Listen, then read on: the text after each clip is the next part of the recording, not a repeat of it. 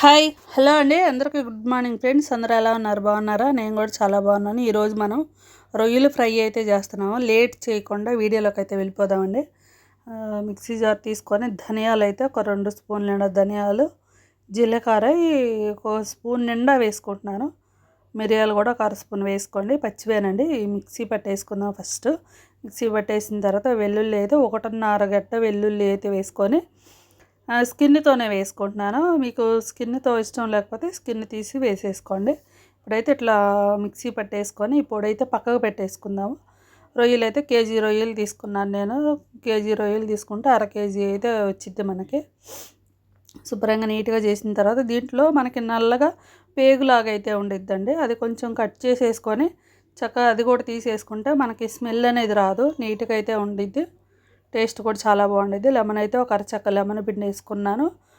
Lemon పిండుకున్న తర్వాత salt కూడా ఒక స్పూన్ నిండా సాల్ట్ వేసుకోండి. సాల్ట్ వేసిన తర్వాత పసుపు కూడా ఒక 1/2 స్పూన్ పసుపు వేసేసుకొని ఈ 3 కలిపేసుకుందాము రొయ్యల్లో. లెమన్ పిండి అయితే స్మెల్ అనేది రాకుండా అయితే ఉండేది, అందుకే కొంచెం లెమన్ అయితే పిండాను. ఎక్కువ కాదు, ఒక హాఫ్ అయితే పిండుకోండి.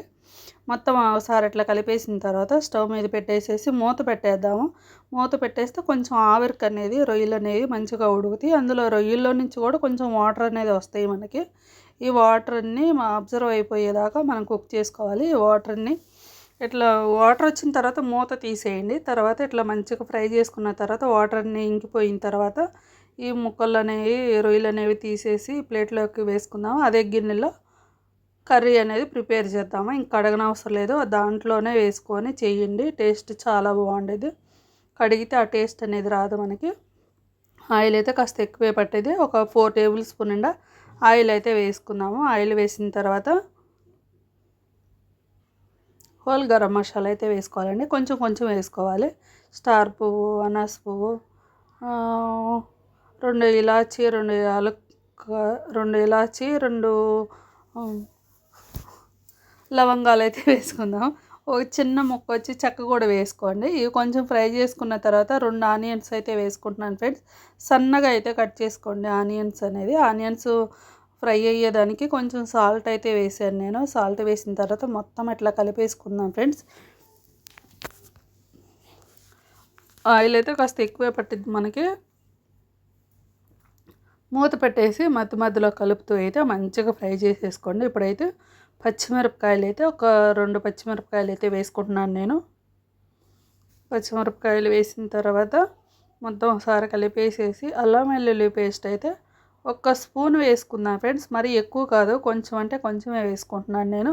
1 స్పూన్ నిండా అల్లం వెల్లుల్లి పేస్ట్ కూడా వేసేసి అల్లం వెల్లుల్లి పేస్ట్ పచ్చి వాసన పోయే వరకు ఫ్రై చేసుకోండి. మధ్య మధ్యలో కలుపుతూ అయితే మంచిగా ఫ్రై చేసేసుకోండి. ఫ్రై చేసుకున్న తర్వాత కొంచెం పసుపు అయితే వేస్తున్నాను. ఫస్ట్ మనం రొయ్యలు అయితే వేసుకున్నాము పసుపు, ఇప్పుడు కూడా కొంచెం వేసుకోండి. పసుపు వేసిన తర్వాత మొత్తం ఒకసారి ఇట్లా కలిపేసిన తర్వాత కొంచెం అంటే కొంచెం వాటర్ వేసుకుందాము. వాటర్ ఎందుకంటే మనకు అడుగు అంటుతుంది కదా, ఈ అడుగు అంటకుండా ఉండేదానికి కొంచెం వాటర్ వేసేసుకుంటే మనకి అడుగు పట్టేదంతా మనం చెమ్మ అనేది వాటర్ వేసాం కదా, ఆ వాటర్కి అంతా మంచిగా మనకి వచ్చేస్తుంది. మనం గంటితో కొంచెం అట్లా అంటే వచ్చేస్తుంది.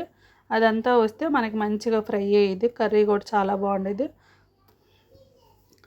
ఇప్పుడు అంతా ఇట్లా మంచిగా ఫ్రై అయిన తర్వాత కారం అయితే వేసుకుందాము. కారం అయితే 1 స్పూనే వేసానండి. అందులో మనం మిరియాల పొడి వేసాము, పచ్చిమిరపకాయలు వేస్తున్నాం కాబట్టి కారం అయితే 1 స్పూన్ వేసేసిన తర్వాత మనం ఇందాక ఫ్రై చేసుకున్న రొయ్యలు కూడా వేసేసుకొని మంచిగా కలిపేద్దాము. ఒకసారి ఇట్లా కలిపేసేసి ఈ ఆయిల్లోనే మనకి 10-15 నిమిషాలు అయితే ఫ్రై చేసుకోండి. సిమ్లో పెట్టేసి మంచిగా ఫ్రై చేసేసుకోండి రొయ్యలు అనేది. మూత పెట్టి మధ్య మధ్యలో కలుపుతూ అయితే ఫ్రై చేసుకుందాము రొయ్యలు అనేవి.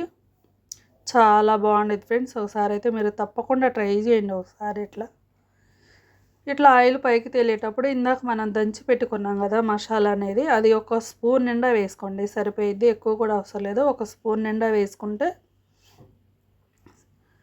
1 స్పూన్ నిండా వేసిన తర్వాత మొత్తం ఇట్లా కలిపేసుకుందాము. ఇట్లా కలిపేసేసిన తర్వాత మధ్య మధ్యలో అయితే కలుపుతూనే ఉండాలండి, ఎందుకంటే అడుగు పట్టేస్తుంది మనకి. చూసారు కదా ఎంత కలర్ఫుల్గా ఉందో. అంతే టేస్ట్ కూడా అంతే బాగుండిద్ది ఫ్రెండ్స్. చాలా అంటే చాలా బాగుండిద్ది.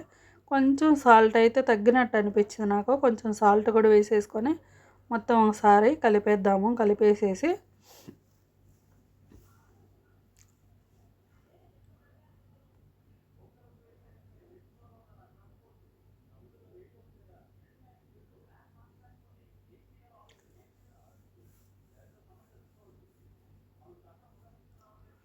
ఆల్మోస్ట్ మనకు రొయ్యలు ఫ్రై అయితే అయిపోయింది ఫ్రెండ్స్. ఇప్పుడైతే లాస్ట్లో కొత్తిమీర అయితే వేసుకుందాం. కొత్తిమీరను కొంచెం కరివేపాకు కూడా కొంచెం కట్ చేసి అయితే వేసుకుంటున్నాను నేను లాస్ట్లో అయితే.